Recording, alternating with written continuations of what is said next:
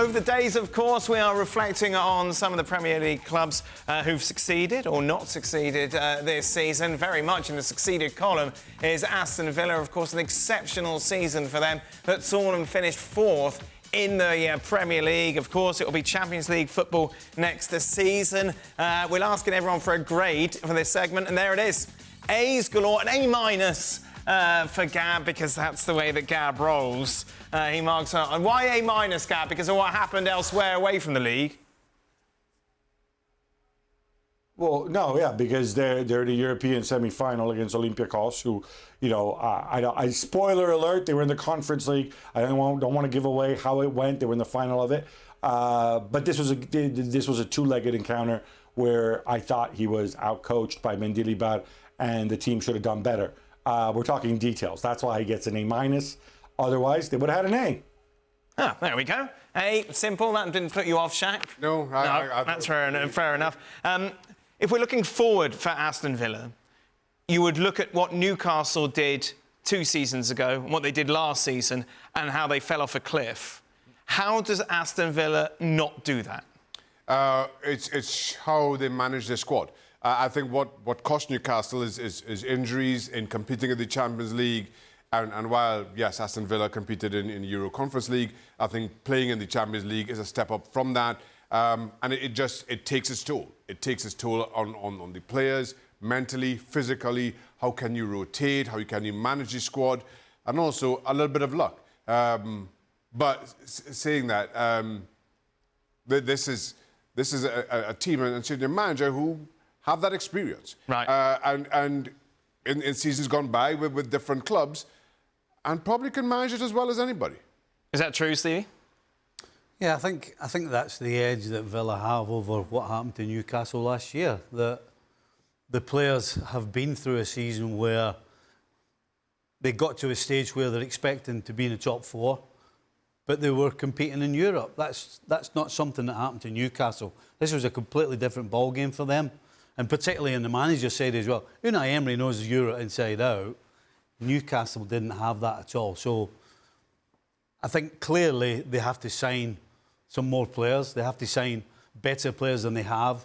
They have to get the competition up in order to stay number 1 in the top 4.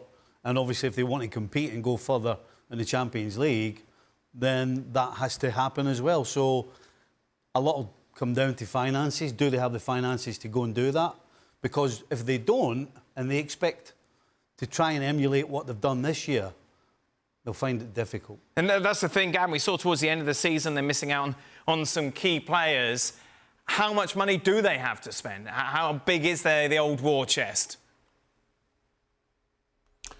Well, as you know, with financial fair play and PSR, profit sustainability rules, it's not really a question of how much money you have. It's a question of how much money you can spend while staying within the limits. Certainly, the owners put a lot of money in. I certainly wouldn't expect them to go out and spend huge amounts this summer. I think it's going to be more about, you know, some of the players who came in performed really, really well, like Diego Carlos at the back, for example. But I think other players, I'm thinking of Moussa Diaby, you know, I think he's got a lot more to give. And so they'll be looking for somebody like that to grow. They'll be looking for, you know, they were hit hard by injuries. I mean, losing Kamara, I thought, like, oh my goodness, how are they going to get back from this? They did. Tielemans stepped in a big way. The problem is some of these guys, I think, are closer to their ceiling. I mean, I don't know how much better, you know, John McGinn can be than he already is. I don't know that Ollie Watkins is going to be among the leaders in both goals and assists in the same season again next year. I think that is the challenge, but I would expect that you know, this summer the expectation for Emery is going to be about consolidation and about, you know, helping those players who can still improve, getting those guys to improve and coming out as a better team. And it's going to be tough because obviously, you know, United and Chelsea, you would assume, aren't going to be as awful as they were this past season. How, as a coach, Stevie, do you try and keep Ollie Watkins at that level where he was so important and so key this season? How do you keep that going? Well, I would suggest the one thing they have to do is try and find somebody who can play and give him a break. Right. He can't do what he did last season in terms of miles, he can't keep doing that. And he can't keep scoring goals. And he can't keep an assist on his own unless he's number one fit. And again, everything catches up with you eventually when you're a football player. Too many games, too many minutes.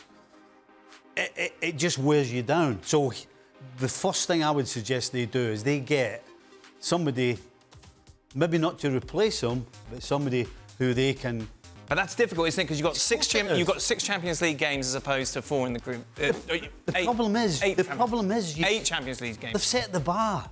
Right. Now they have to keep reaching the heights that they did last year. Right. Because if they don't, then it can very quickly disappear, as we saw with Newcastle. And to do that, you need a squad of players. And it's not just about numbers, you need quality. If you want to stay in the top 4 and you want to get through your qualifying group, you need quality and numbers. Without it, it doesn't happen.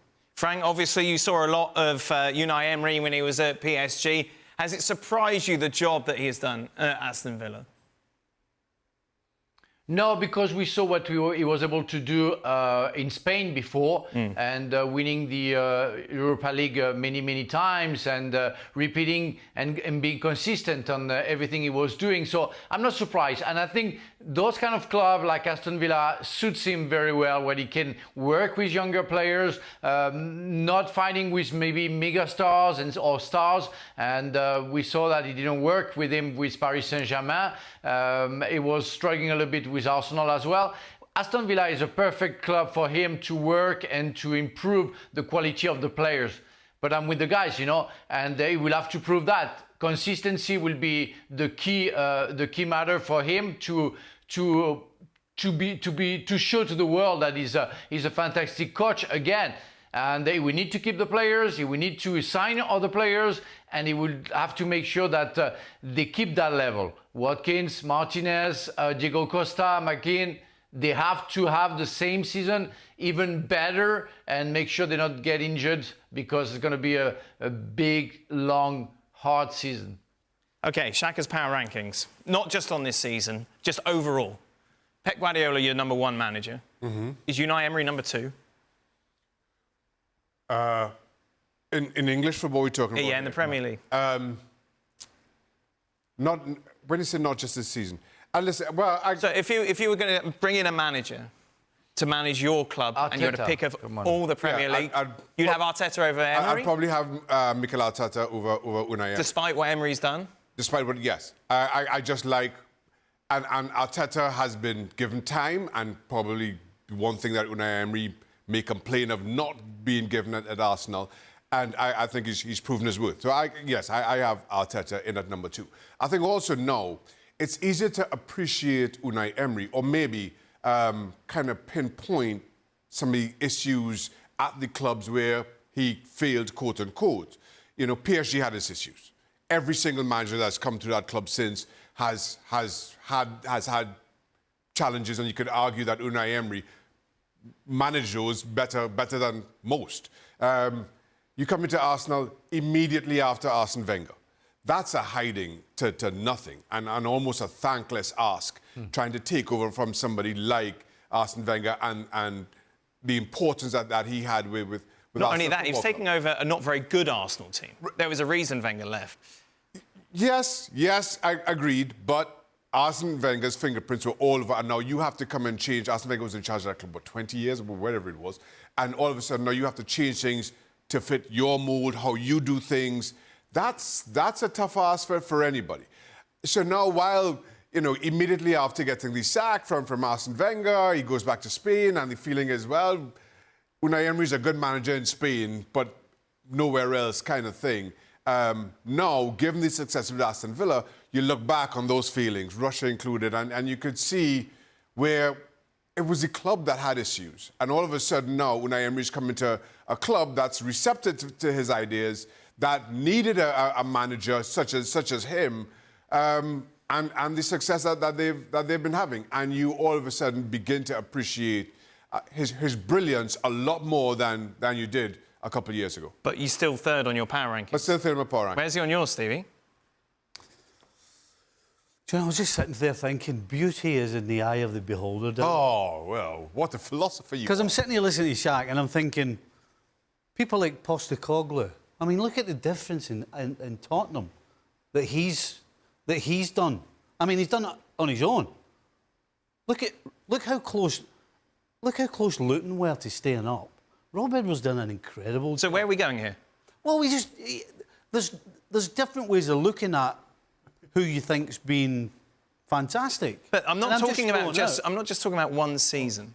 I'm talking about overall. And I think if we were to have this conversation anywhere else in the world, away from the Premier League, everyone would say Unai Emery over Mikel Arteta. They'll say, what are you talking about? It's the guy who's won 4 Europa Leagues. This guy's had success pretty much everywhere he's been. Yet you think Arteta's a better coach who's won 1 FA Cup, has come second a couple of times in the Premier League? I never said that. Well, where are you going then? No, I know he did. That's what- No, I did. So, but you went Rob Edwards. No, I thought you were talking about this season. No, I specifically said at the start, not this season. Specifically. Exactly. Or specifically. Well, that's a different ball game. You can't argue that Unai Emery to win. I mean, again, depends how you want to look at it. What does Europa League stack up I think in world football? You know, like, there's so many different ways you can look at things. I can't argue with you that to win 4 Europa Leagues is an incredible achievement. And anybody who doesn't look at that and applaud it is crazy. But where does it lie in the realm? Well, that's what I'm asking. That's the question. Right. Ancelotti. To your point, He doesn't coach in the Premier League. Well, you said it. Oh, for God's sake. Did you Oh my listen God. at all when How he many said questions in Are you that talking question? about? Oh, my God. Are we- Right. Frank, were you What are we listening? when talking about then? I said Make of the your mind power up. rankings, not just this season, All right, of the all Premier right, League all right. managers. Let me Pep change is the number question. 1. Who is number 2? Don't change the question. Answer my question. I'm going to ask one of them. Right, OK, I'm going to ask one of them. Frank. Well, you know, what is the question? I want to know what is the clear question, Mr. Dan Thomas, because it doesn't seem to be Thank clear. You know, Thank you, it seems Frank. to be. It seems to.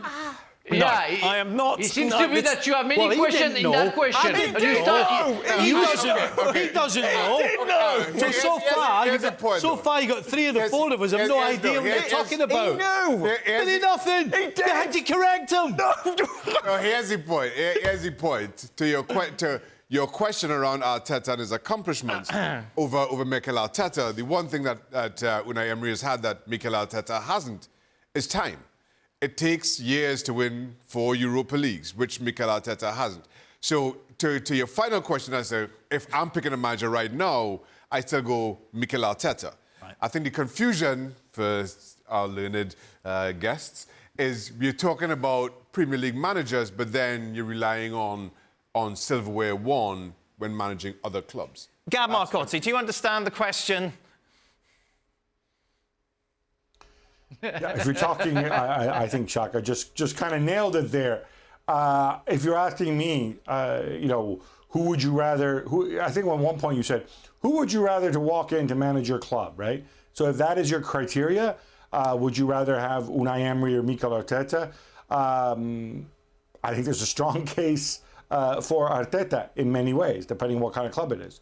But I mean, Stevie also raised a point. Andoni Iraola hasn't won anything near as much as Unai Emery, but I think he's a phenomenal coach who's done who did a real unsung job this season in the Premier League.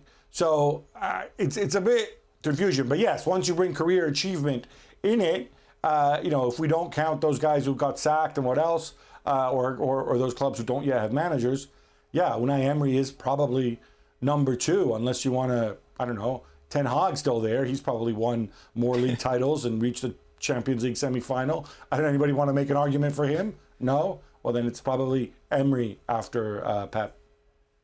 Frank Lebouef.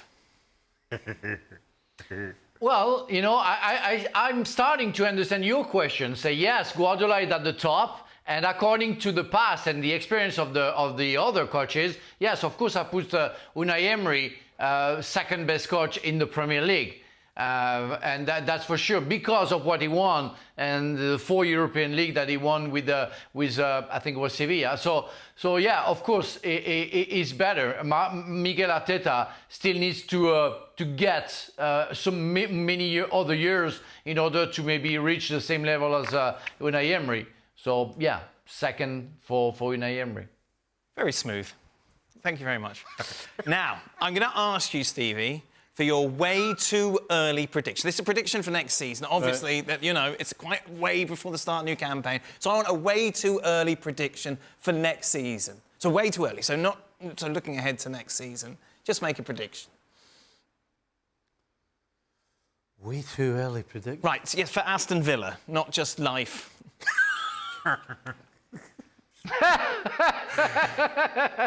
Right, you have not prepared this at all. I'm going to say, they don't get in the top 4. Right, OK. There you go. OK, thank you very much. You're welcome. Well, at least you explained it properly. Well, I thought now I have to explain everything much clearly.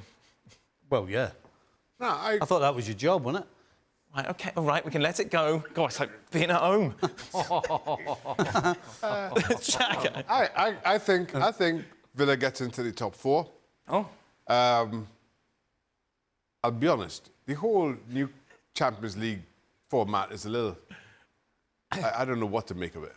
So I want to see how far they'd go, but it's all a little confusing to me. Well, they're going to play big boys, aren't they, I imagine, given that they've qualified 4th. Am I right, Gad? They'll be quite low down in the seeding when it comes to the different groups.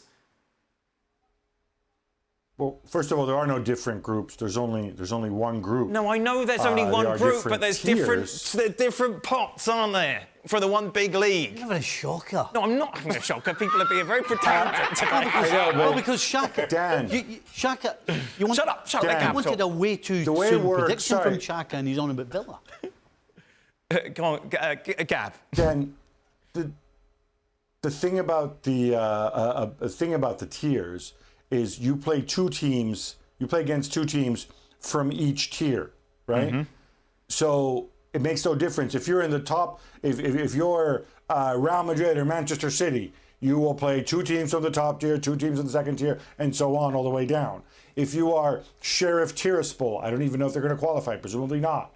You will play 2 teams from your tier, 2 teams from the tier above, 2 tiers from the second best, and 2 tiers from the best one. So it really doesn't really make any kind of difference, what your seed is going in. It'll make a difference. You're going to have to earn your seed playing your 8 games, and that's going to have an impact going forward. But I don't think Villa are going to be unduly penalized by their lack of coefficient points going into this.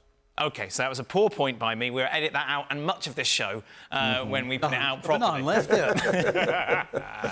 Gab, your way too early prediction for Aston Villa.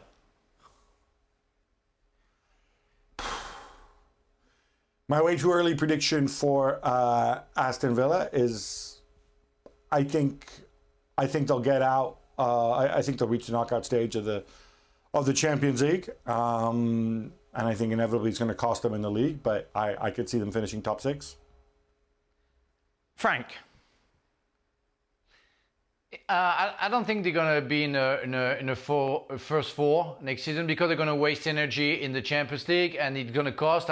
We saw that so many times, a team would try to be good in Champions League and maybe getting out of the knockout stages and doing well in Champions League, but wasting points in the Premier League or in the League One. I saw that with Lens this season. It's hard because of the inexperience of the players and they don't cope with the 2 situations. So I would say that if they finish in the first 6, that will be good as long as they get out of the knockout stages.